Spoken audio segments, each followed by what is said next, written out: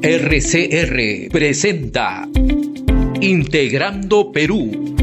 Análisis, entrevistas y propuestas para contribuir al desarrollo del país. Con Jorge Luis Montero y Pedro Gamio. Bienvenidos. Saludos amigos. Tenemos hoy una nueva semana de reflexión y como siempre hay que tener presente grandes acontecimientos, no necesariamente buenos o positivos, como lo que está ocurriendo en la hermana República del Ecuador. Bienvenido, Jorge Luis, que estás desde Cajamarca. Buenas tardes, Pedro. Buenas tardes a todos los seguidores de Integrando Perú. Este es nuestro programa 28 y tenemos al señor Brendan Oviedo Doyle como nuestro primer entrevistado de la tarde. Sí, Brendan, bienvenido, presidente de la Asociación Peruana de Energías Renovables, un abogado muy calificado que ha acompañado a la delegación peruana en la Cumbre Mundial de Cambio Climático, la última, la más puntual en sus logros, aunque no muy grandes, pero bienvenido, Brendan. Muchas gracias por la invitación, Pedro. Esa es mi primera pregunta. ¿Cuáles son los avances, en tu opinión, en la cumbre mundial? Y yo he tomado el registro de un asesor de un país del mundo desarrollado con el que pude conversar y me dijo, desde el punto de vista de declaraciones, muy bien, porque se ha puesto el dedo en la llaga del problema del exceso de uso de energía fósil, que hace grave el problema del calentamiento global, y ya esto ha sido aceptado por todos, pero el fondo es un fondo muy modesto el que se ha logrado formar. Claro que esta fue una aspiración desde París, y bueno, todavía no se aprueba un régimen sancionador, sobre todo para los países en vías de desarrollo. ¿Qué podrías decirnos al respecto, Brendan? Sí, yo debo coincidir con lo que te han comentado, bastantes declaraciones, ¿no? Hace ya un buen tiempo. Desafortunadamente, esas declaraciones no han venido acompañados de mecanismos que permitan materializar justamente esas declaraciones, ¿no? Hablan de, por ejemplo, triplicar la capacidad de generación renovable, pero al final no se define nunca cómo se va a lograr. Entonces eso es un tema bastante lírico, ¿no? Si no definimos cómo vamos a hacer las cosas, no sirve de mucho establecer objetivos, ¿no? Y esto ha sido también muy relevante para, propiamente dicho, el mercado de carbono que ha creado el Acuerdo de París, ¿no? Muchas discusiones, yo estuve presente en varias de las negociaciones y no se ponen de acuerdo, porque en realidad los intereses a veces son muy contrapuestos, ¿no? Y no hay una voluntad real de llegar a acuerdo, ¿no? Hay quien sugiere que el Consejo de Seguridad de Naciones Unidas debería poner en agenda el tema climático para que se deje lo lírico y sea ya un acuerdo de las potencias más grandes del mundo. ¿Qué piensas de esto?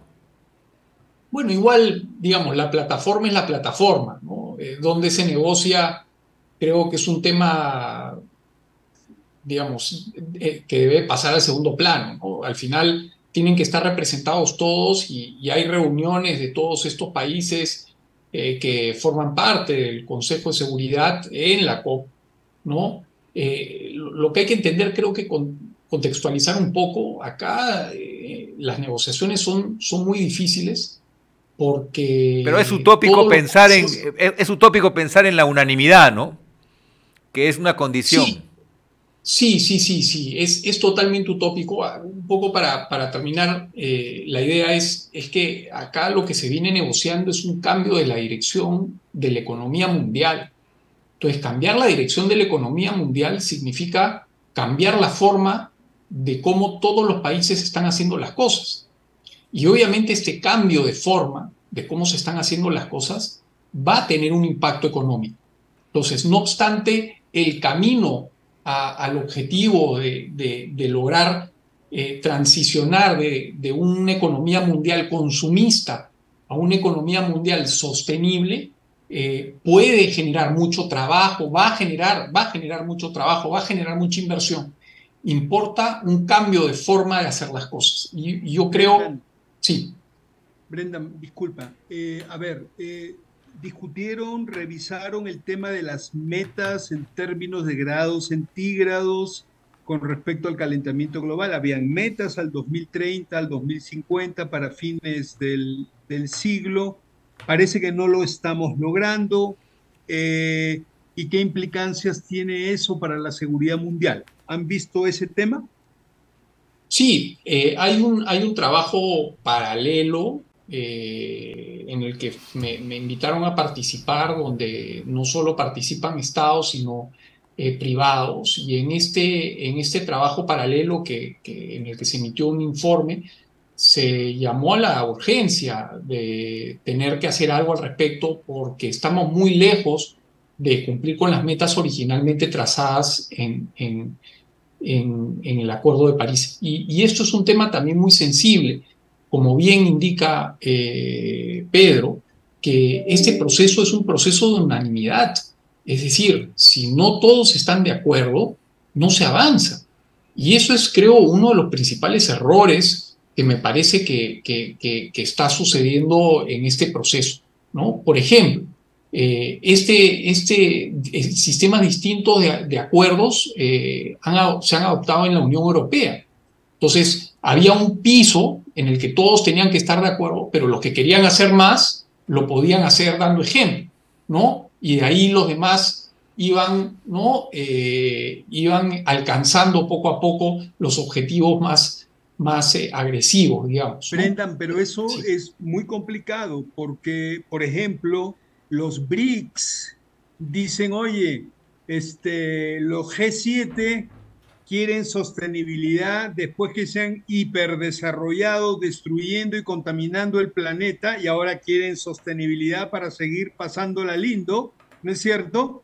Y nosotros que estamos en crecimiento, si entramos en esa dinámica, simplemente nos recortan, nos retrasan y cortan nuestro derecho al desarrollo económico. ¿Cómo ves eso? Bueno, eso lo que tú comentas está en la Convención Marco de las Naciones Unidas sobre Cambio Climático. O sea, eso está en la Convención, que el objetivo de reducir las concentraciones de gases de efecto invernadero en la atmósfera no debe afectar el desarrollo de países que históricamente no han contribuido a las concentraciones. ¿Ok?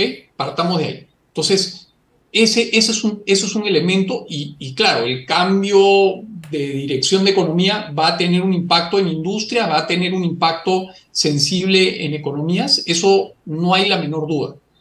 El tema está en que los compromisos bajo el Acuerdo de París son voluntarios. O sea, nadie dice, ok, China, tú tienes que reducir tanto.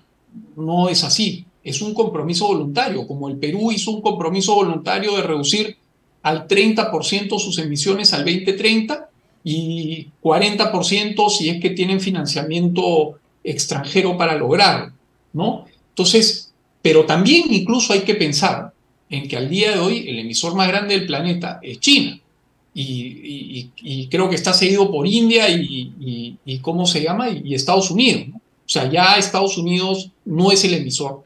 Ahora estamos hablando de otro nivel de emisiones y también tiene que haber cierto grado de entendimiento de que todos contribuyen a las concentraciones. Brendan, y hay que asumir la fórmula es muy clara. Si no asumimos el 3% de nuestro Producto Bruto Interno en invertir en esta reingeniería del modelo de trabajar la actividad económica, no podemos evitar que haya un 6% de impactos. Es decir, estamos hablando de una inversión sostenible. Cada dólar que invertimos en energía limpia va a reducirnos en el doble el daño de la incidencia de desastres naturales. Y el problema del Perú, más que emisor, porque es una economía pequeña, es el problema de ser vulnerable, de ser víctima de este desastre global. Pero yo quisiera ir de frente al Perú. El Perú ha avanzado modestamente en las energías renovables. Estamos hoy en 6%. Hay algunas barreras que todavía no se logran dejar de lado. Sé que hay un proyecto de ley con dictamen ya favorable, pero que está demorando mucho, que tiene que ver con la separación de energía y potencia para, por ese camino, abrir la puerta a la energía solar, por ejemplo, en el mercado de los grandes consumidores, que son los 3.000 grandes consumidores del país. Pero también hay otro camino que no se ha promovido, que es que el Ejecutivo decida mediante una norma a nivel de su competencia reconocerle una potencia mínima a la energía solar para que también pueda participar por ese camino en el mercado libre donde se concentran los grandes clientes.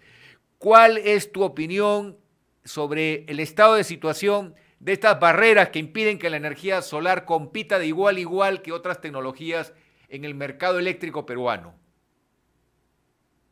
Sí, yo creo que tenemos que abrir el mercado y no solo tenemos que abrir el mercado a la nueva tecnología solar, cuyo potencial en Perú es enorme, sino tenemos que abrir el mercado ya, ¿no? El Perú tenemos una barrera, como tú bien dices, regulatoria, que no permite el ingreso de estos proyectos. Al día de hoy, los únicos que pueden desarrollar estos proyectos son empresas que están participando en el mercado con respaldo térmico, con lo cual hay una barrera de entrada clarísima de nuevos competidores a este mercado, y hay que solucionarlo de una vez. Y hay que solucionarlo de una vez por dos razones. Y acá traemos a colación el tema del cambio climático. El cambio climático, nosotros en el Perú estamos concentrados en dos fuentes de generación. O sea, tú has hablado de 6%, bueno, el 94% restante está distribuido en hidroelectricidad y generación térmica a gas natural. Pero por el cambio climático somos uno de los 3 países más afectados por el cambio climático debido a la cantidad de microclimas que tenemos. Entonces, debido a eso, es que el cambio climático nos está afectando con una menor disponibilidad hídrica, lo cual afecta a la generación hidroeléctrica. Entonces, como estamos concentrados en dos fuentes y cualquier cosa le pasa a una u otra, estamos en una situación de tener que quemar, dice. Ya, pero ya hace unos meses, hace muy pocos meses hemos tenido un estrés hídrico que llegó a ser el 20% de la oferta eléctrica país. Eso puede ocurrir en poco tiempo, de nuevo, se puede repetir el problema. ¿Qué hacer para resolver este nudo gordiano que puede afectar la minería, que puede afectar la agroindustria, que puede afectar al consumidor de a pie del Perú con la electricidad por las nubes? ¿Cómo lo evitamos? Lo evitamos cambiando la regulación, y permitiendo nuevos generadores que entren al mercado y compitan por nuestros recursos. Porque ese es el principio básico que ha regido el mercado eléctrico al día de hoy. Y por eso tenemos un mercado eléctrico en el que se ha desarrollado el gas, que es indispensable para el país, es nuestra batería. Se ha desarrollado la hidroelectricidad y todo se ha desarrollado en base a competencia, en la libre competencia. Entonces, no podemos parar acá, tenemos que seguir. Hemos identificado que ahora ahí tenemos otros recursos que antes no se habían explotado como deberíamos explotarlos, ¿no? Y es indispensable hacerlo ahora. De lo contrario, ¿cómo afecta esto al usuario? O sea, al usuario de a pie, nosotros, nuestra tarifa que pagamos el mes a mes, que nos llega de Distriluz, de Luz del Sur, de Del Norte, es altísima, es altísima. Lo que permitiría a estas fuentes renovables es bajar un poco el costo de energía, ¿no? Y que eso se vaya a ver reflejado en nuestras tarifas eléctricas. Esto es beneficio a 8 millones de familias peruanas, que son más de 30 millones de peruanos, ¿no? Brendan, lo otro es que... Sí. Perdón. No, termina, por favor, y después pregunto. Sí, lo otro es que justamente nuestras fuentes renovables, que están concentradas en dos, y no solo concentradas en dos, sino concentradas en el centro del país al 80%, van a generar más diversidad de fuentes para ya no depender de dos, es decir, si no tenemos a una, tenemos a la otra, tenemos a dos más, ¿no? Ya no dependemos de solo dos, especialmente una totalmente afectada por el cambio climático, y esto lo muestran la data, esto no es inventado. Y lo otro es que nuestras fuentes renovables están descentralizadas. O sea, imagínense, el 94% de nuestra generación, el 80% está en el centro.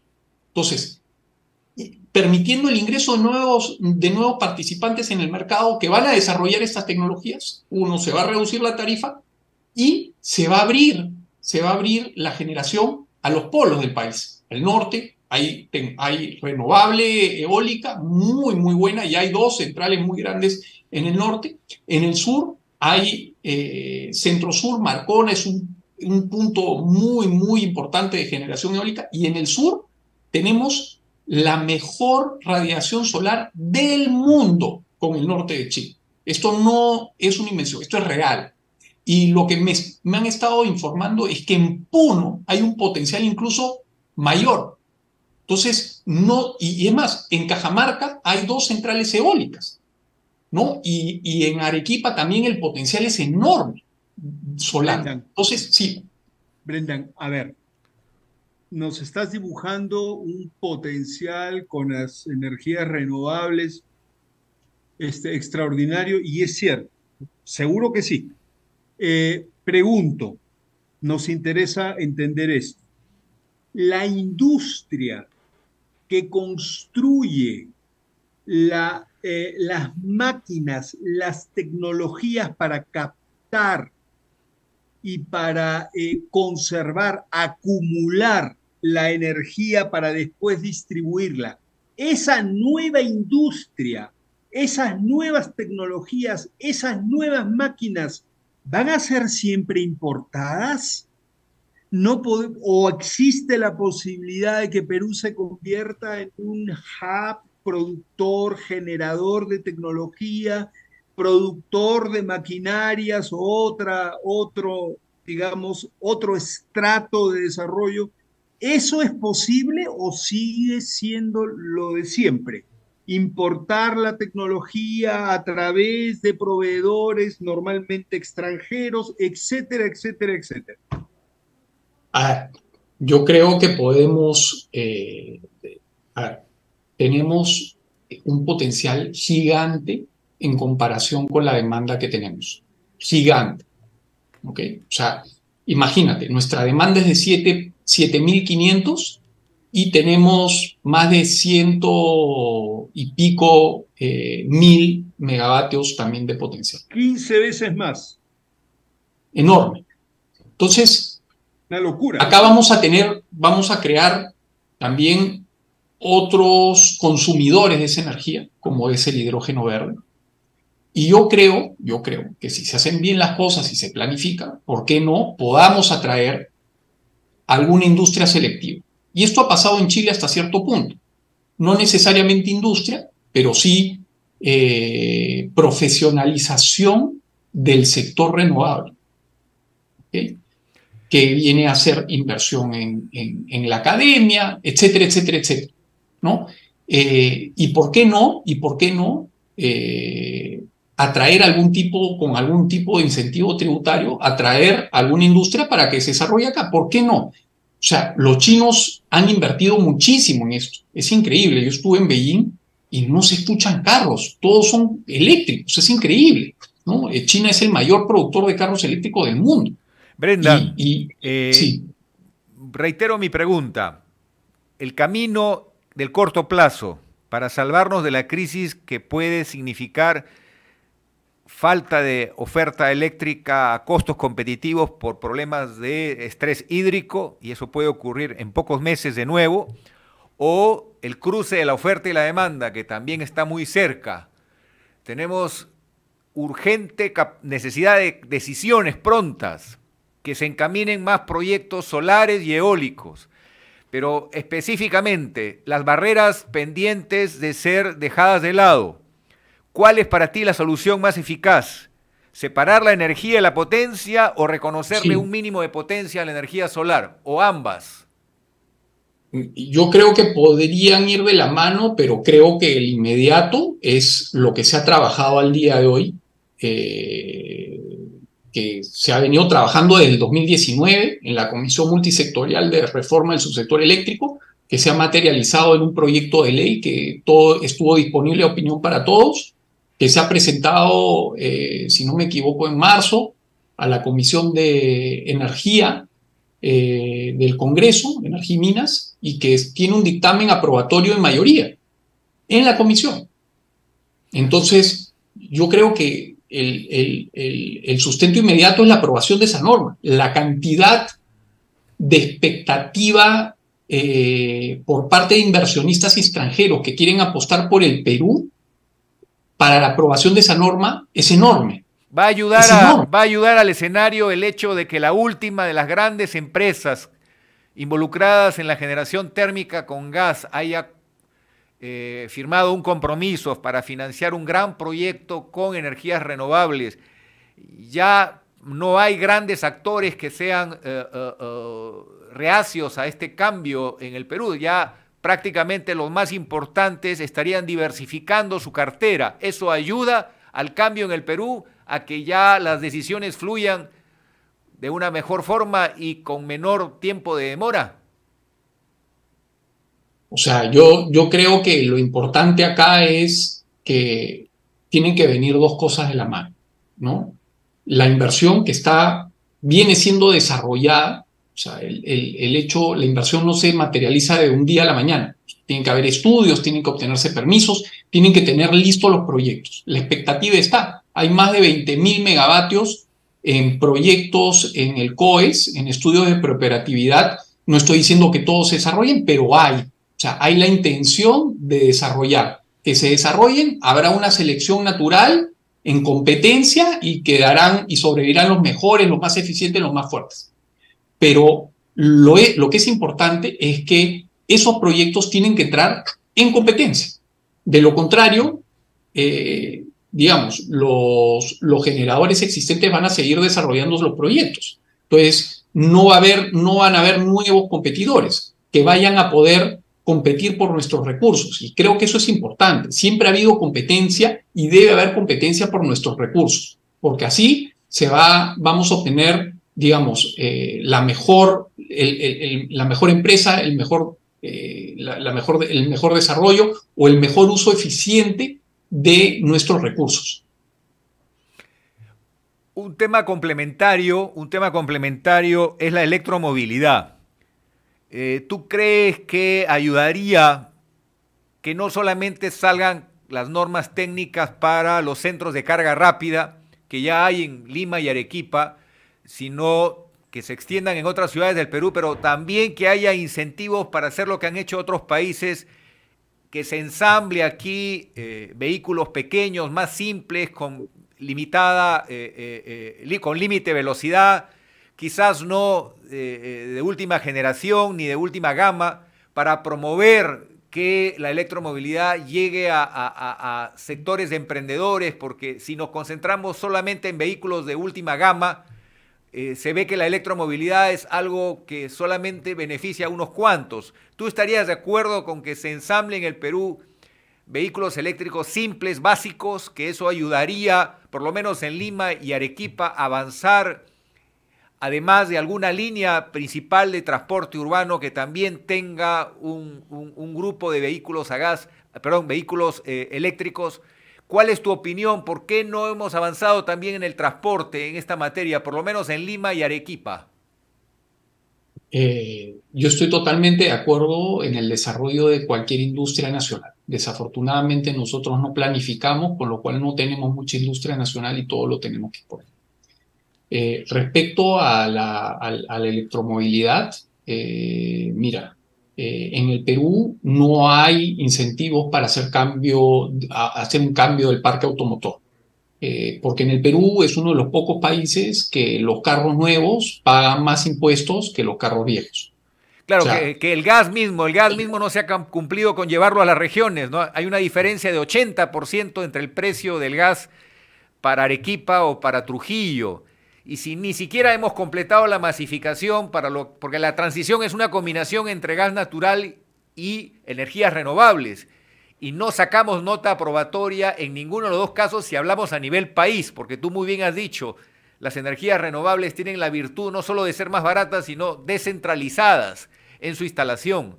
Entonces, hay que en el Perú empujar esta transición energética con una hoja de ruta mucho más puntual, con medidas de corto plazo, donde la sociedad civil, la empresa privada ayuden a que el Estado afine las medidas y tengamos goles y no retrasos, porque el Perú podría avanzar más rápido en esta materia ayudando a la economía y ayudando al crecimiento de la misma, ¿no? Efectivamente, suscribo todo. Yo creo que importante una planificación transversal energética, eso es indispensable, no lo tenemos. Por ejemplo, Chile, que es un país que nosotros tenemos que seguir, porque nosotros copiamos la ley chilena nuestra ley del 92 es una copia de la ley chilena del 83. La estructura de nuestros mercados eléctricos es muy similar.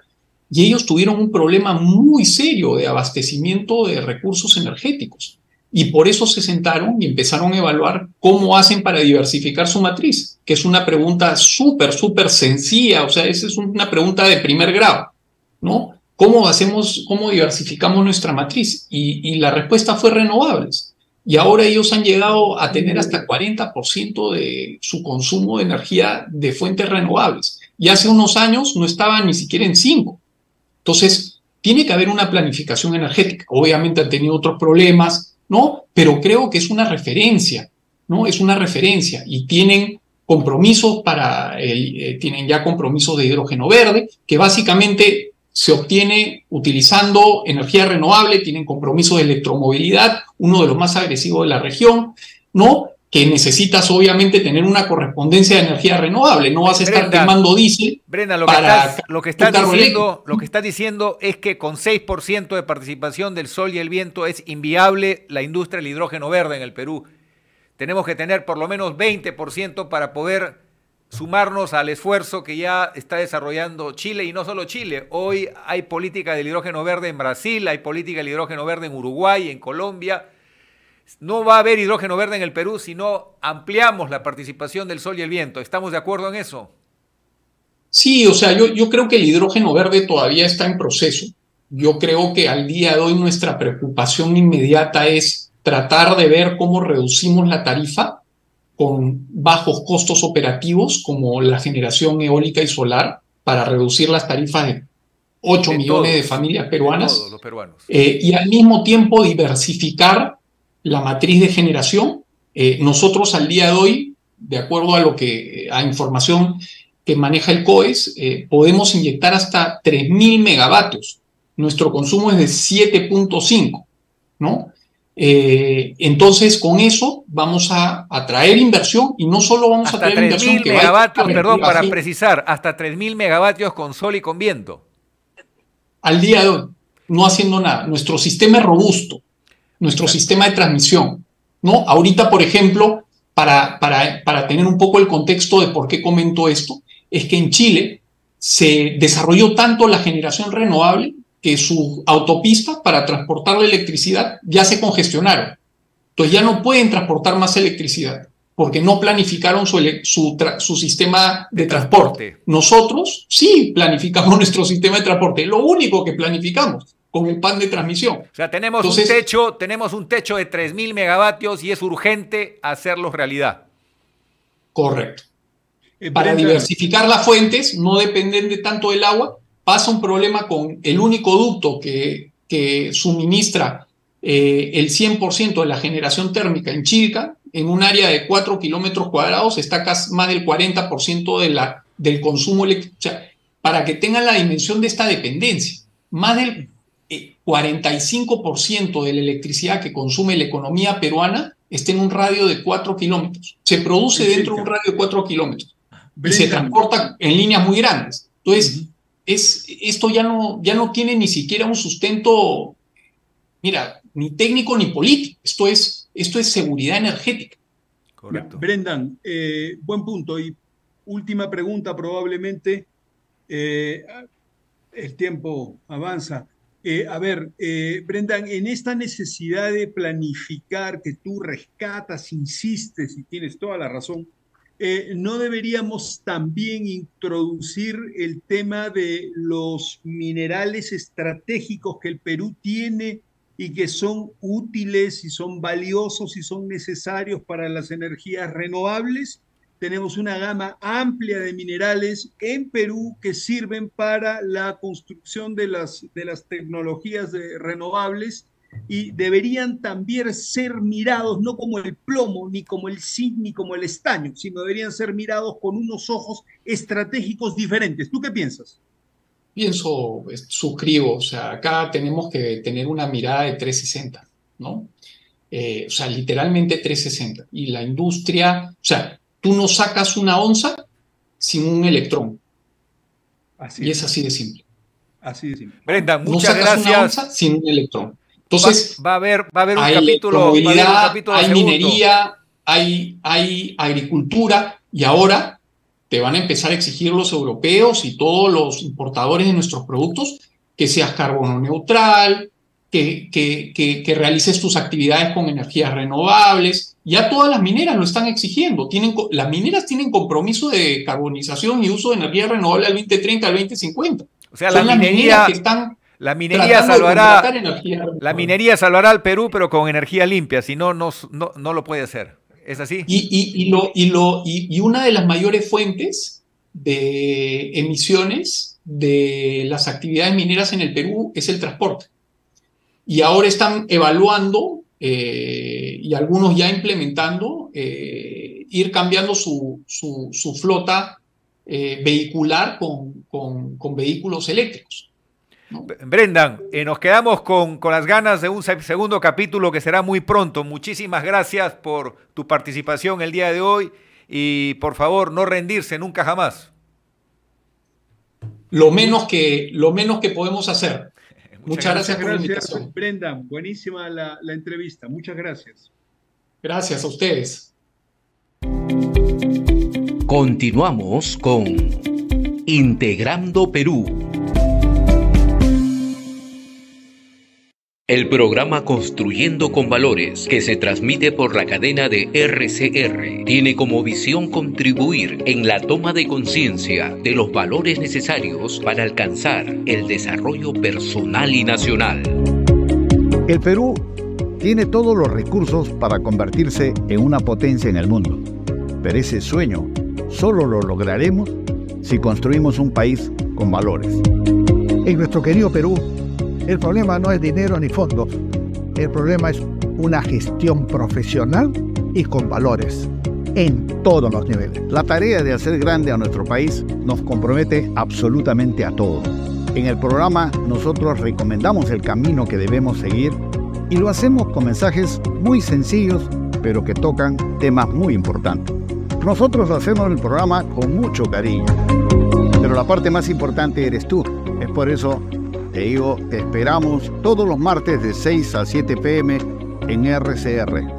Sé parte de la familia. Todos y cada uno de los peruanos somos protagonistas del cambio con valores. Únete al cambio.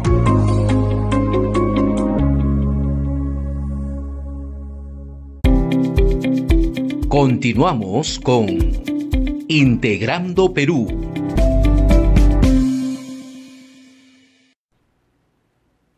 Amigos, en esta segunda parte del programa tenemos a Gabriel Amaro, que es el presidente de la Asociación de Gremios Productores Agrarios del Perú, un importantísimo gremio que reúne a todos los actores que tienen que ver con la industria alimentaria en el Perú, los productos de exportación, esos que nos han dado el primer puesto en el mundo, en el caso de los arándanos, por ejemplo, y otras potencialidades que se están desarrollando, la páprica, ni qué decirlo, y también otras oportunidades que tienen que ver con la seguridad alimentaria y que tienen que ver con la diversificación de la capacidad de exportación del Perú.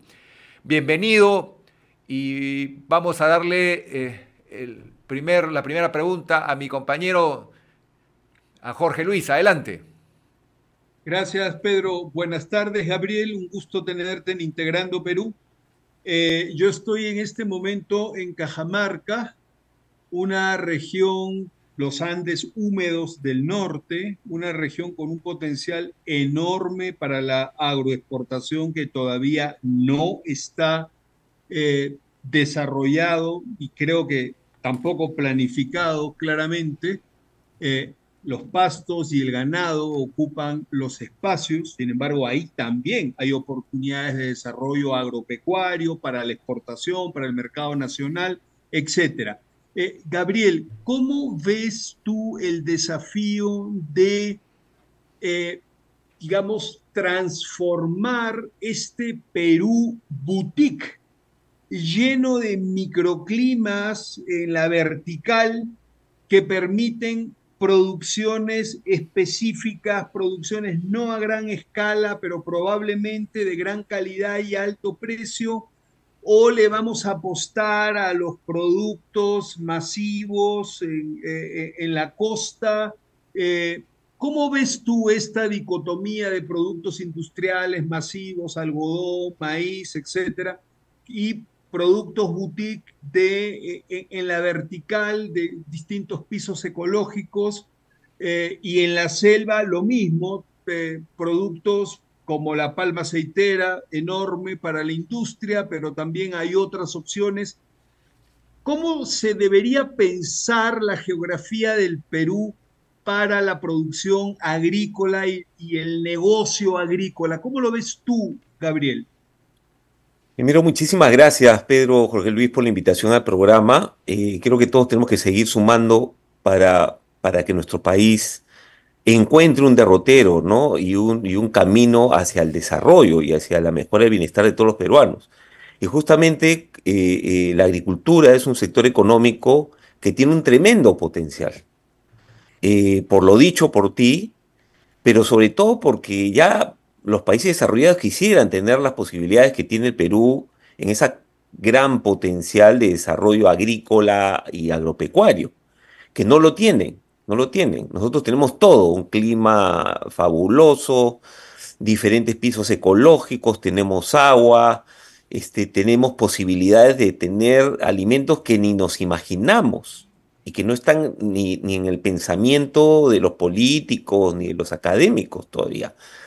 Pero tenemos todas las posibilidades. Hoy en día, con una política pública adecuada que empezó en los años 90 y que involucró en algo al sector agrario con la ley de promoción agraria, con el tema de los TLCs, los proyectos de irrigación y otros, hemos llegado al puesto 11º en el mundo de principales exportadores de frutas y hortalizas, ¿ya?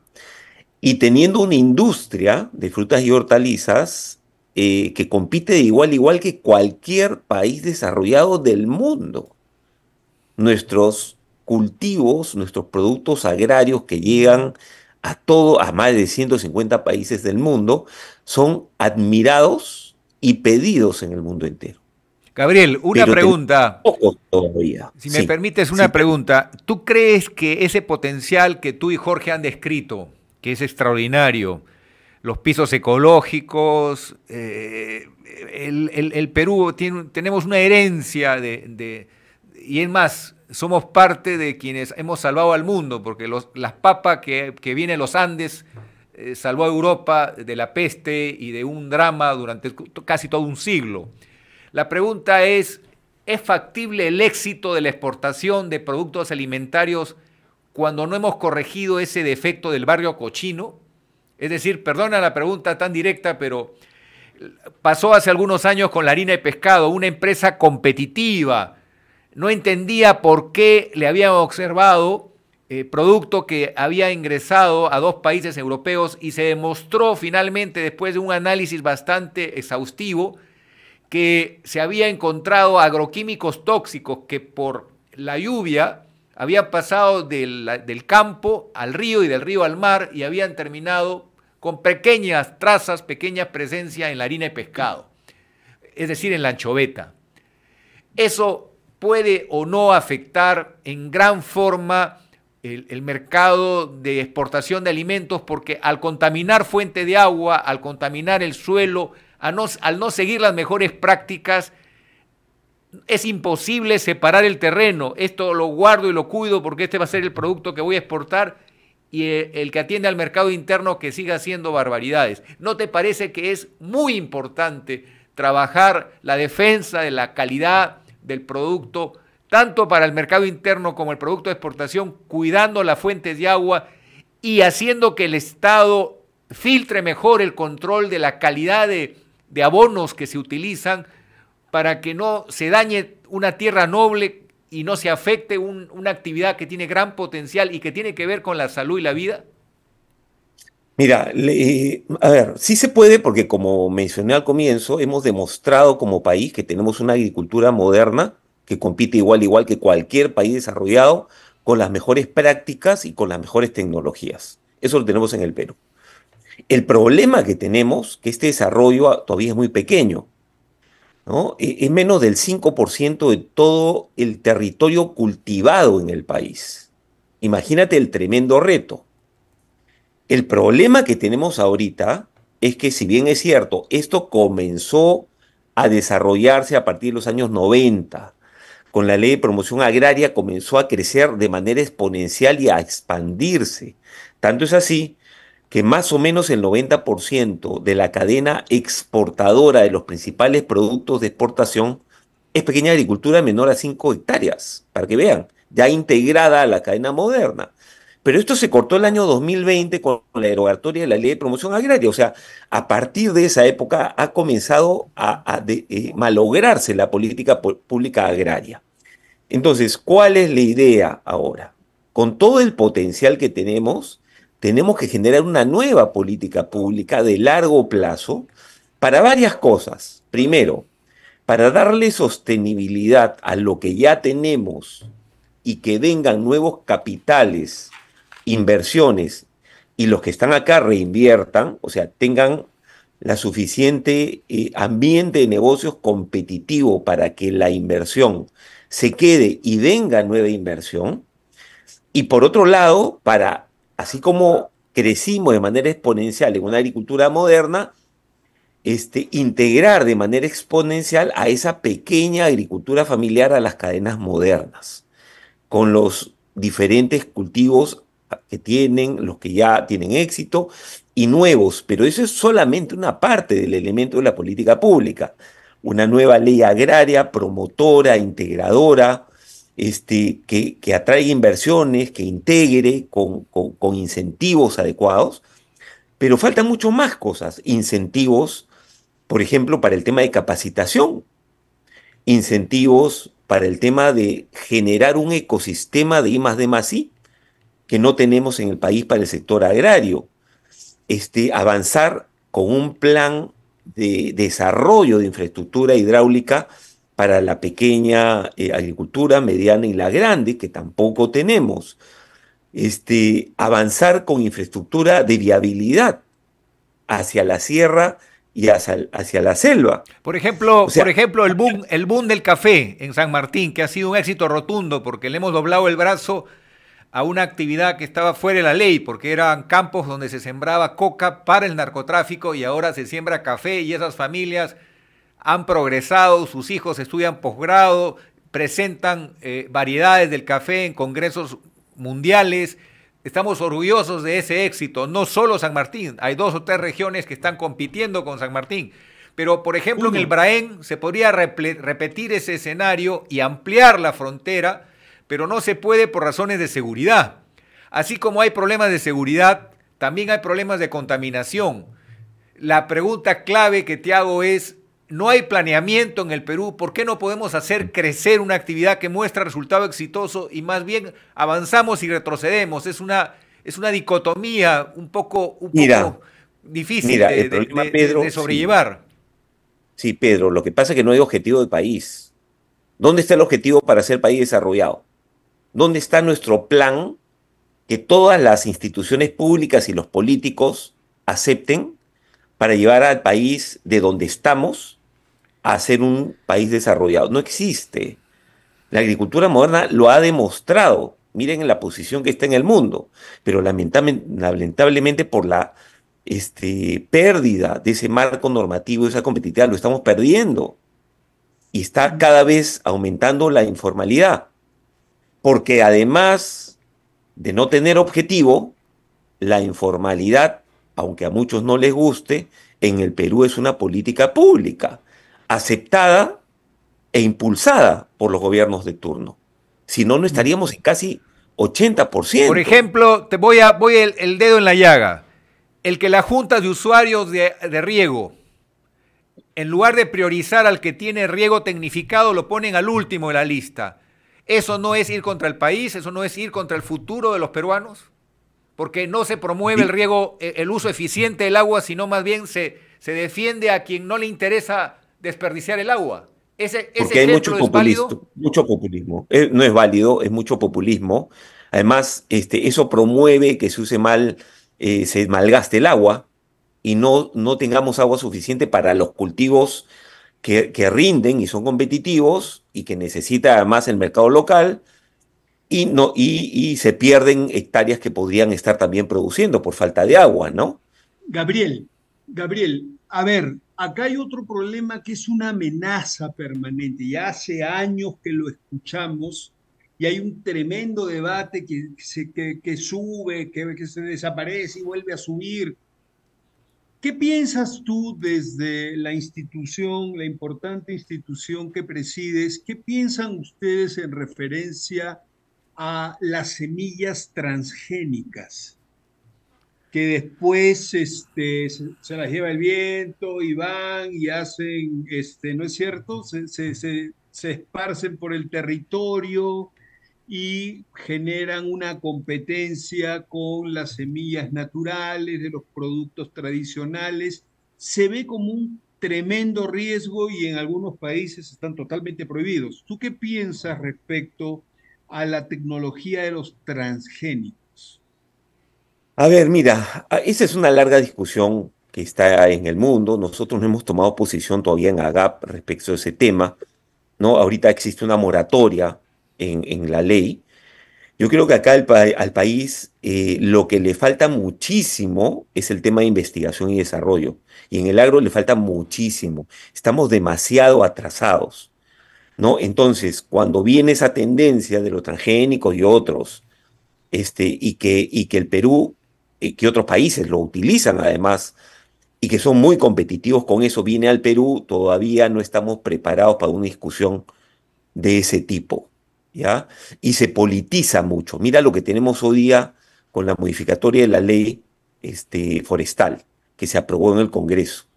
Entonces hay grupos que no les gusta, pues ambientalistas, o cuando hay un problema en la agricultura y se saca una norma para apoyar al sector formal, al generador de empleo, hay grupos que salen y atacan a la formalidad.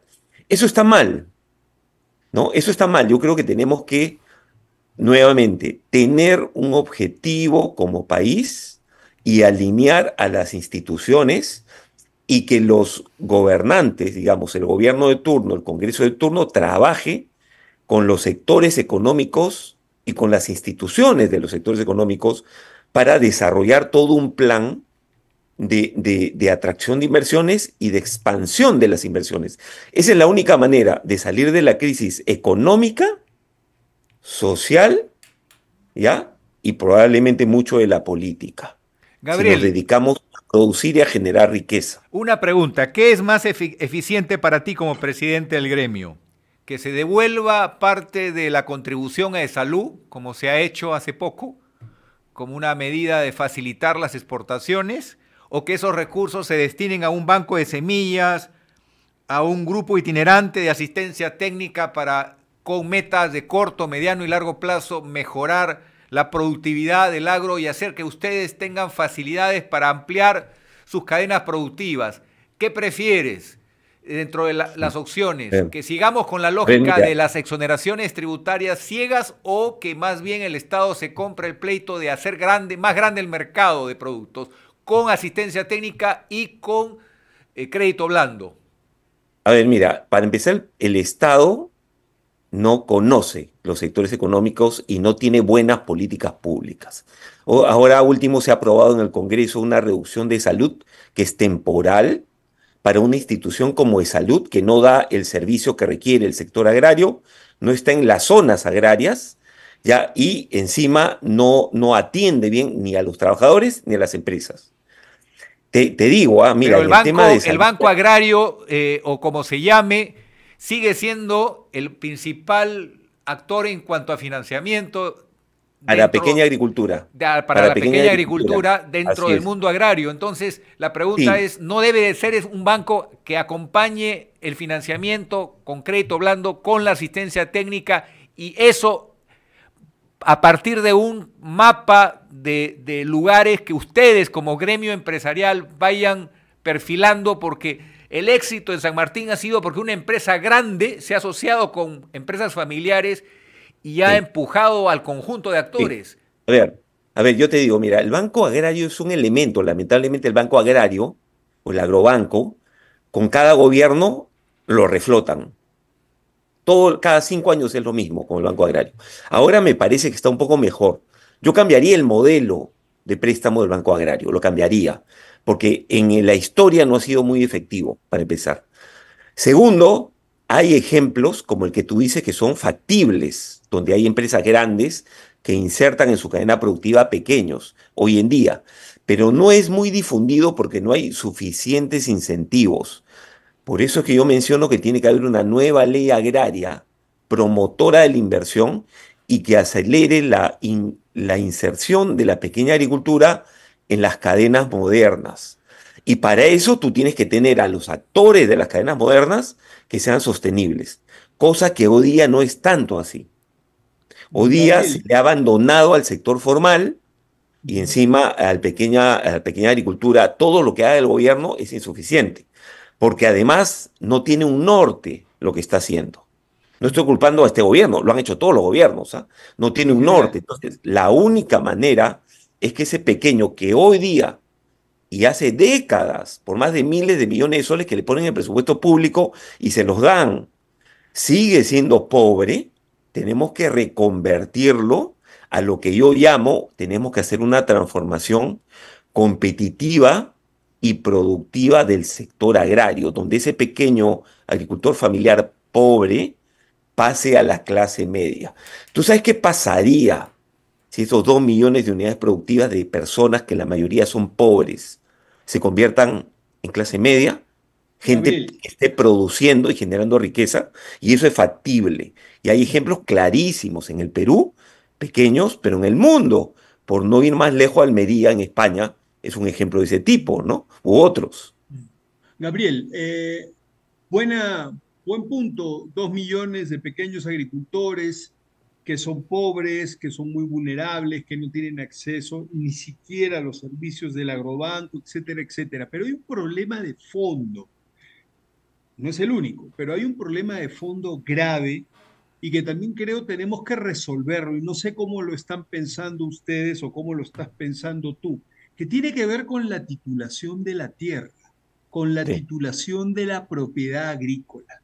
Resulta de que las tierras en el Ande, yo miro mucho el Ande porque ando por Cajamarca, las tierras en el Ande están pues tremendamente fragmentadas, ¿no es cierto? Hay un montón de gente en el campo con pequeñas unidades de 2 hectáreas, 3 hectáreas, 4 hectáreas, etcétera, etcétera, pero no las pueden capitalizar, no son sujetos de crédito, ni siquiera las pueden vender. ¿Quién va a invertir en una propiedad que no tiene un título, que tiene pues una familia detrás, sin títulos, peleados entre ellos? Un desastre. Sí. ¿Cómo vemos esto? Porque este es un problema no solamente jurídico, legal, institucional, es un problema cultural. Entonces, pero que nos traba, que nos retrasa. El otro sendero de Hernando de Soto no funciona. No puedes capitalizar la propiedad porque no la puedes titular. A ver, ¿qué haríamos? A ver, vamos a ver, tiene que haber una reforma, evidentemente. Nosotros hace como 6 años presentamos una alternativa de reforma para justamente darle seguridad jurídica a todo este sistema de titulación. Y no se nos hizo caso, presentamos una propuesta y todo, ¿no? Pero sí, efectivamente es un elemento fundamental para el desarrollo agrario, para Tenemos las inversiones de todo. el mejor registro público de propiedad minera con medio electrónico, y ¿por qué no utilizar ese mismo know-how que ya tenemos, que somos el mejor registro en seguridad jurídica de propiedad minera? ¿Por qué no podemos aprovechar esa tecnología de punta para darle seguridad jurídica al mercado de tierras? Pero eso tiene que ir de la mano de una tecnología, como tú bien dices, que podría ser esa, pero amarrado con el sistema de registros públicos de propiedad. Y ahí tenemos un montón de problemas que no se resuelven, aparte de los personales, pero eso es parte de también cambiar la cultura de las personas, porque tenemos un Exactamente. problema en cuanto a la conformación de unidades, ya sea cooperativas, asociaciones, en donde sumen esfuerzos para bajar costos y ser más competitivos y tener mayor volumen para ofertar al mercado. Entonces, tenemos ese problema y es mucho de la parte cultural, de las familias, de los que tienen este tipo de terrenos, pero para eso tenemos que tener un Estado que pueda acompañar esos procesos y normas en donde la locomotora de este cambio, que es el sector moderno, tenga los incentivos suficientes para ayudar a esos pequeños a que se inserten. Si esos elementos normativos no existen, no se va a dar, no se va a dar. Por eso, para Gabriel, nosotros, la el última, elemento más importante, Pedro, solamente un segundito, perdóname, el elemento más importante y que nos va a sacar de esta recesión es el sector privado, las inversiones del sector privado. Si no se trabaja con el sector privado, nada va a funcionar. Gabriel, la última pregunta. Chancay abre múltiples oportunidades porque el Perú es el gran hub de Sudamérica y Sí. allí tenemos una gran oportunidad en el potencial de exportación agrícola del Perú. ¿Hay ya avances concretos para que la infraestructura en el Perú mejore en el plazo tan ajustado desde que No, en unos meses ya se inaugura Chancay y vamos a ver pasar la mercadería de todos los países hermanos y dónde está la producción peruana? no hay, no hay. Es más, yo recuerdo que en algún momento, hace 5 o 6 años, había una priorización de infraestructura. Ya no hay. Inclusive estaban ahí el proyecto de irrigación, etcétera. No existe eso. Por otro lado, no solamente es hacer el puerto, como tú bien dices, infraestructura para que llegue. El tema de la ley de cabotaje no se aprobó en el Congreso y es urgentísimo teniendo un megapuerto de ese tamaño. Otro tema, el marco normativo para atraer inversión agraria. Voy a tener un tremendo puerto que va a poder llevar miles de contenedores hacia China, hacia el Asia, de manera directa, y necesito inversión privada de nuevos que entren al sector agrario moderno para producir más y que pueda utilizar ese puerto. No tenemos la nueva ley agraria. Deberíamos tener la nueva ley agraria ya implementada y ya deberíamos estar atrayendo inversión teniendo una nueva ley agraria. Pero O eso no sea, se tenemos. justifica un paquete de proyectos como fue los decretos legislativos que sacaron, los 100 decretos legislativos que salieron con motivo del Tratado de Libre Comercio con los Estados Unidos, porque técnicamente se hace un mejor trabajo si se hace esto vía delegación de facultades, buscando atender la gran oportunidad que es el puerto de Chancay. ¿Se justifica Mira, acelerar la hoja de sí, ruta en ese sentido? totalmente y que trabaje con los gremios empresariales. Nosotros, para la crisis que tenemos ahorita de la recesión y el que Perú salió jalado en 2023 en materia económica, presentamos en julio un plan de reactivación para el sector agrario. No le hicieron caso. Quedamos con el Premier reunirnos el 15 de diciembre con todos los gremios y como 6, 7 ministros y no nos citaron. El 15 de diciembre estamos esperando que nos citen. Entonces, no hay objetivo, no hay hoja de ruta. Hemos pedido, nosotros como gremio formalmente hemos pedido, pidan facultades en materia de reactivación económica. No la han pedido. Gabriel, Mira tantas cosas que hay que hacer, Pedro. tenemos que seguir en este importante diálogo. Pronto habrá un capítulo segundo de esta conversación. Te agradecemos de verdad tu participación y nos vemos muy pronto. Que haya un buen año para la industria agrícola del Perú. Muchas gracias. Muchísimas gracias, Jorge Luis, Pedro, y hay que Gracias, seguir Gabriel. trabajando por nuestro país. Tenemos Gracias, mucho que hacer. Gabriel. Gracias. Salgamos Hasta muy adelante pronto. desde la agricultura. Hemos presentado Integrando Perú. Retornamos en nuestra próxima edición con más entrevistas y el análisis para contribuir al desarrollo de nuestro país.